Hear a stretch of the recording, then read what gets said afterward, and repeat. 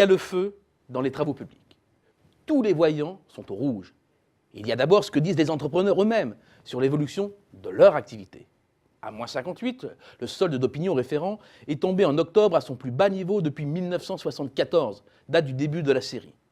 Mécaniquement, l'écart à la moyenne n'a jamais été aussi béant. C'est un très mauvais signal des professionnels sur l'état actuel de la conjoncture. Il y a ensuite les anticipations de ces mêmes professionnels. Et noir, c'est noir. Les entrepreneurs étaient plus nombreux encore en octobre qu'en juillet à prévoir une nouvelle dégradation de leur activité. Et le solde d'opinion n'est plus qu'à 6 points seulement du plancher historique de 1984. Là aussi, il reste très en dessous de sa moyenne de longue période. Rien de bon donc à espérer d'ici la fin de l'année. Alors c'est vrai, les périodes pré- et post-élections municipales sont toujours très tendues pour les TP. C'est vrai aussi que l'on ne peut pas exclure une surréaction épidermique, d'autant que se sont rajoutés les allers-retours sur l'écotaxe, puis son abandon avec au final moins de recettes fiscales pour financer les infrastructures de transport. En fait, la réponse se trouve dans la tendance des marchés conclus. C'est du concret.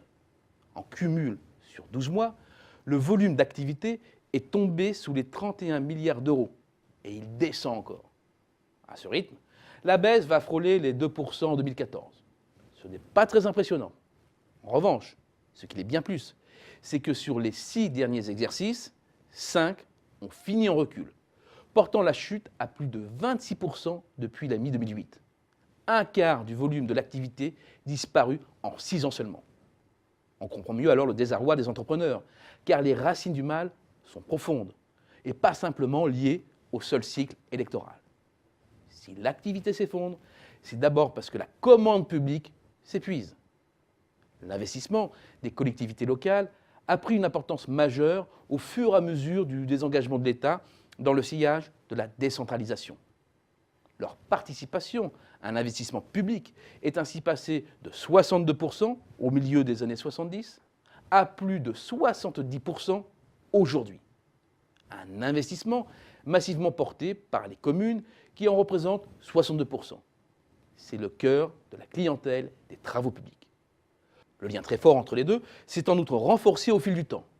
Or, entre les dépenses de fonctionnement qui augmentent toujours plus vite que les recettes, la baisse des concours financiers de l'État, la montée en puissance des charges liées à la généralisation des nouveaux rythmes scolaires, la capacité à investir dans les infrastructures se réduit comme peau de chagrin. Ce qui se cumule à la panne de la demande privée, avec en arrière-plan un bâtiment lui aussi en chute libre. Et on voit mal comment ce moteur d'appoint pourrait redémarrer à court terme.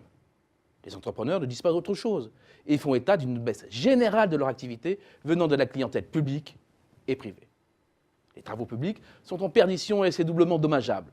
En termes d'emploi d'abord, plus de 25 000 emplois ont été perdus depuis 2008, soit près de 15% des effectifs ouvriers de l'époque, de l'emploi local non délocalisable. Enfin, la France est en train de perdre un de ses atouts, la qualité de ses infrastructures, l'un des rares domaines où nous étions en tête, un élément fort de notre compétitivité.